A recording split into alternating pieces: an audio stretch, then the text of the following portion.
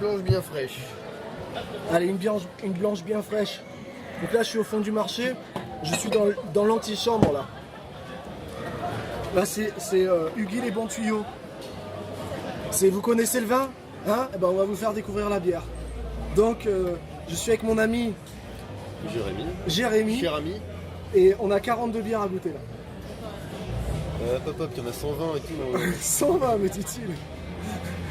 On a 6 bières à goûter.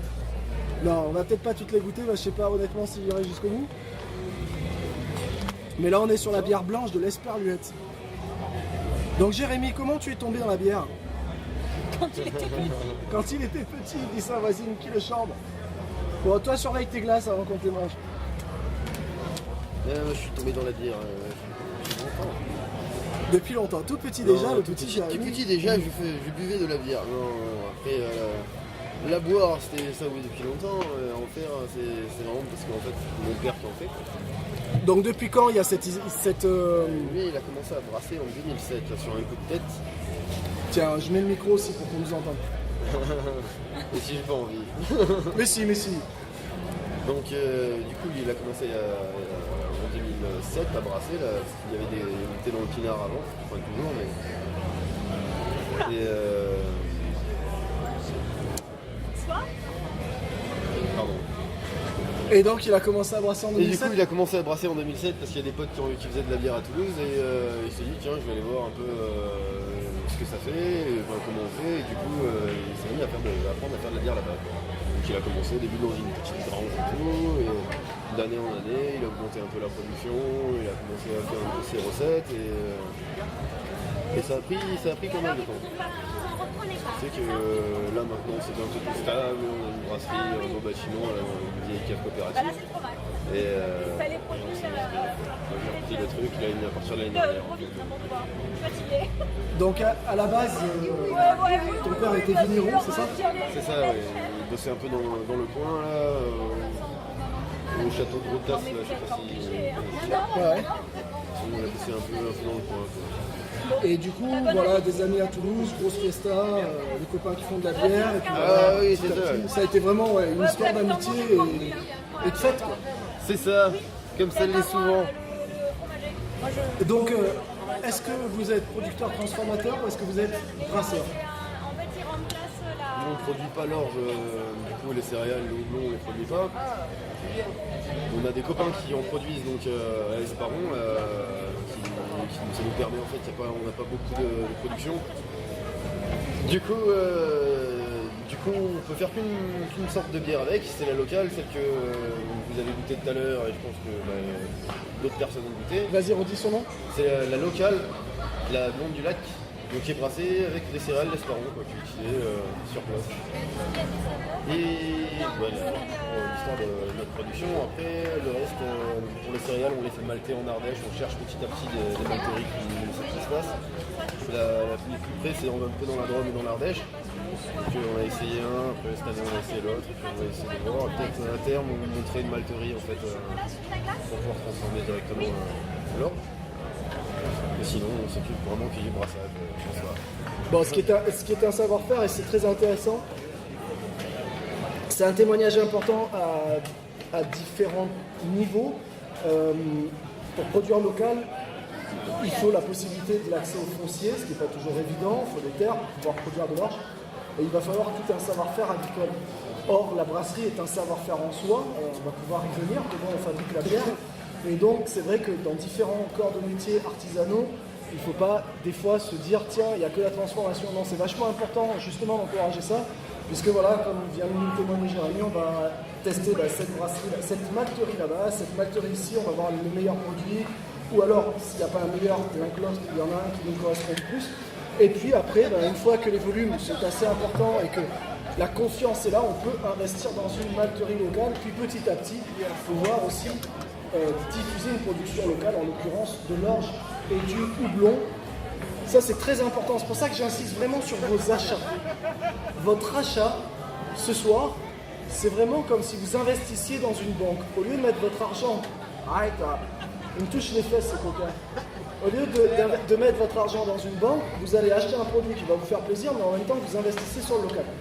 On va reprendre à la base pour les personnes qui ne connaissent pas du tout la bière. Jérémy, si tu veux bien, quels sont les éléments importants pour produire de la bière? Quelles sont les phases importantes?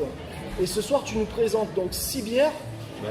Qu'est-ce qui fait dans le savoir-faire de la malterie et de la brasserie ces différences? À quel moment vous changez un truc qui fait que cette bière-là est blonde, cette bière-là est blanche, cette bière-là est ambrée, cette bière-là est brune? Du coup, par rapport à ça, c'est au niveau des différents orges qu'on va utiliser, enfin des différents maltes. Donc il y a différentes façons de travailler les orges, soit on les fait juste sécher, donc soit on les fait griller, soit il y a plusieurs techniques, c'est un boulot quoi. Donc pour faire différents maltes qui vont sortir plus des arômes de chocolat ou de café, de caramel, et qui vont permettre aussi de colorer la bière, quoi. Donc après, c'est ça qui va vraiment faire la différence entre les différentes bières, notamment c'est simple, au niveau des blondes et des blanches. Dans la blanche, généralement on met du malt et du blé et du malt d'orge, alors que dans la blonde il n'y a que du malt d'orge. On peut faire des bières avec plein d'autres céréales, mais je parle pour les nôtres, en général. Vous faites exclusivement avec de l'orge? Ouais, à part pour la blanche, on met un peu de blé dedans. D'accord, un peu de blé. Et on pourrait imaginer des bières qu'avec du blé? Avec n'importe quelle céréale? On peut faire de la bière avec n'importe quelle céréale, notamment des bières à 6 céréales, ça se fait à plusieurs, ça se fait vraiment facilement. Quel est le secret qui fait que la bière mousse? Pourquoi il y a cette réaction chimique? Du coup, c'est au niveau de la fermentation qu'on crée du dioxyde de carbone et du coup on met la bière on sature. En gros, la bière ça va être saturée, la bouteille en dioxyde de carbone. Après, donc on a deux techniques pour faire ça. Soit on fait juste une fermentation, on met la bière dans la bouteille et on sature, dans la cuve et on sature en CO2. Soit on fait un ajout de sucre. Donc nous, c'est ce qu'on fait, c'est de la cassonade qu'on prend. Et ce qui permet avant de la mise en bouteille, que les bières refermentent en bouteille, vu qu'elles ne sont pas filtrées ni pasteurisées, il y a encore les levures. Donc elles vont refermenter en bouteille, ce qui va donner donc, la pétillance vraiment et le fait de la fermentation. Et ensuite, voilà. Et voilà. Et voilà. Et quand tu dis on met la bière, c'est-à-dire donc il y a l'orge, comment ça se passe? Le grain d'orge est broyé, il est mélangé avec de l'eau. C'est ça. C'est ça, il y a un broyage. C'est ça, du coup on écrase l'orge, ensuite il y a une phase du brassage qui s'appelle l'empâtage. C'est quand on prend nos céréales en gros et qu'on on les mélange avec de l'eau chaude. Et donc ensuite arrive le brassage où on va essayer d'extraire en fait le sucre le sucre qu'on met dans l'orge pour sortir de l'eau sucrée en fait, ce qui va pouvoir fermenter par la suite. Il a voulu faire le malin, ça. D'accord, et c'est le sucre qui se transforme en alcool, c'est ça? C'est ça. Ouais. Du coup, ensuite, au niveau des autres phases, une fois qu'on a récupéré ce jus-là, on l'envoie dans une cuve de chauffe pour atteindre à différentes paliers de température. C'est là qu'on fait nos ajouts de houblon notamment, et ensuite pour nous, on met tous les épices et les confitures qu'on va pouvoir mettre dans nos différentes bières. Oui, parce que vous avez cette particularité d'avoir des bières épicées jusqu'à rajouter du miel aussi. Ouais, on en met un peu, c'est du miel de châtaignier là, dans l'ambré. Donc avec un peu de confiture de figue aussi, et un peu d'anis étoilé. Ça permet de faire des bières qui sortent un peu de l'eau aussi, qui nous plaisent. Le but c'est ça à la base. Et ensuite, qui ont un caractère assez particulier, sans non plus faire de la bière aromatisée. La bière, c'est un marché compliqué au milieu des alcools, des liqueurs, des spiritueux, avec des gros mastodontes de l'industrie de l'alcool qui ont des moyens en communication et en distribution importantes. On est sur des territoires ruraux, excentrés, pas forcément très accessibles. Est-ce que le projet de la bière de l'Esperluette est un projet qui vit et qui s'en sort économiquement parlant correctement aujourd'hui, ou est-ce que c'est difficile? L'Esperluette pour l'instant elle est naissante encore, ça fait 7 ans et on est encore qu'au début quoi. On a du mal c'est pas du mal, c'était pas une nécessité non plus, et une envie de s'implanter, de vraiment faire quelque chose à une autre échelle. À la base, mon père il faisait ça pour le plaisir, donc il travaillait comme ça pour s'auto-alimenter et tranquillement, mais c'était pas une manière, enfin c'était pas pour envie. De toute façon, c'est pas possible. Et aujourd'hui, oui, il y a quelqu'un qui a envie. Est-ce qu'il y a un plein temps au moins qui est dégagé sur l'exploitation? Il y a plein de temps plein. Ouais. Non, mais je veux dire. Plein salarié. de temps. Oui. Bon, on est que deux à bosser, du coup.